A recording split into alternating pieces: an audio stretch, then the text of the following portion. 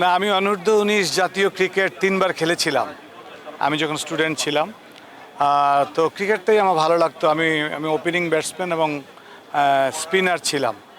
তো সব কিছু মিলিয়ে আমি ক্রিকেটটাই আমার সবচেয়ে বেশি ভালো লাগে আসলে।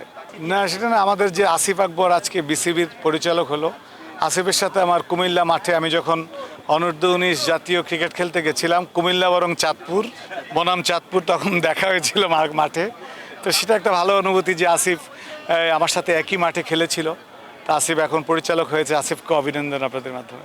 না, দেখুন, আমি আসলে ছোটবেলা থেকেই তো গান করি, আর চলচ্চিত্র পরিচালনা, চলচ্চিত্র অভিনয়, এই জিনিসগুলো আসলে একই সূত্রে গাঁথা। তো আমার কাছে ভালোবাসার জায়গা থেকেই আমি তিনটি জায়গায় কাজ করি।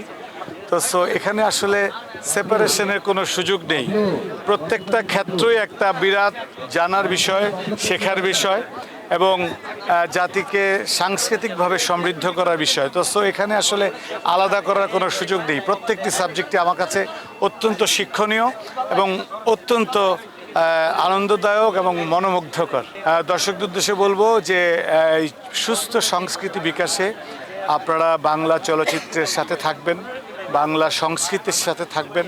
বিকজ আমরা শুধু মুখে মুখে না, কর্মেও যেন, আত্মায়ও যেন বাংলা সংস্কৃতিকে ধারণ করি, এটা কাজে কর্মে প্রমাণ দেখতে চাই। তাহলেই হয়তো আমাদের সংস্কৃতি বিশ্ব সংস্কৃতিতে কম্পিট করবে। পরিচালক সমিতি, শিল্পী সমিতি, প্রযোজক সমিতি, 3টা সমিতির আমি মেম্বার। তো আমি পরিচালক সমিতিতে নির্বাহী সদস্য ছিলাম।